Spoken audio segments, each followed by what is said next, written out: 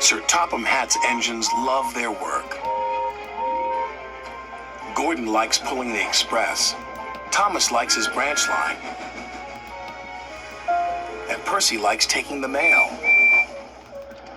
But none of them likes being a middle engine. It's no fun being stuck in the middle. One morning, Percy was cheerfully collecting coal cars from the smelter yards, where Arry and Bert worked. They liked to play tricks on steam engines. Percy didn't want to fall for their tricks again. But before he knew it, he was stuck in the middle. "Oh, bother," chuffed Percy crossly. "Little green piggy in the middle," Arry teased. Percy's driver was cross. With coal cars in front of him and coal cars behind, Percy had to go slowly. James was in the yards when Percy steamed slowly by. "Ha ha, it's Pokey Percy," James laughed. "You wouldn't be laughing if you were stuck in the middle," Percy fumed. And he fumed all the way to the coaling plant.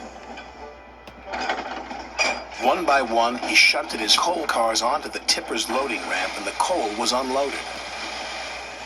Percy was not allowed to cross the loading ramp until the tipper had been turned off. It was against the rules. But as soon as his driver and fireman left, there was trouble. Henry arrived to pick up coal. He bumped into the coal cars, and the coal cars bumped into Percy. Percy was pushed onto the loading ramp.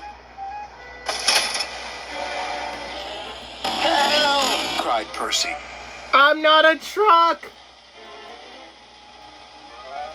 Percy was hoisted up,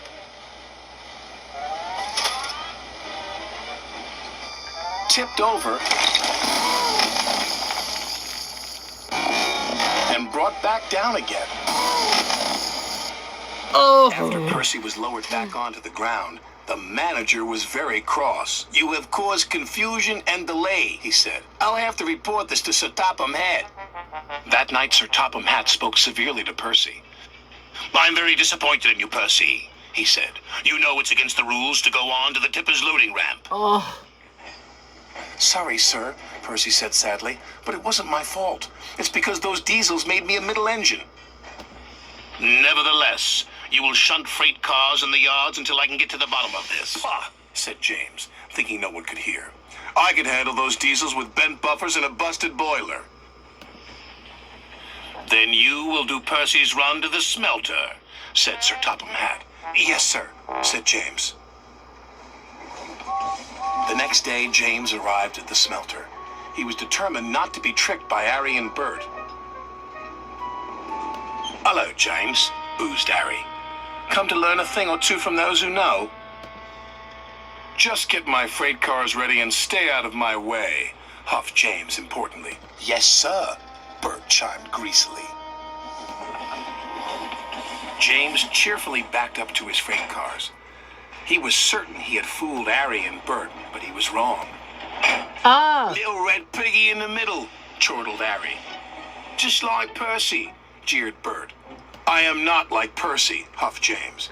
"I'm not a middle engine, and I'm not moving." And he didn't. When Sir Topham Hatt heard the news, he sent Percy to fetch James. This made Percy happy. He buffered up to James and took him, along with all the freight cars, to the docks.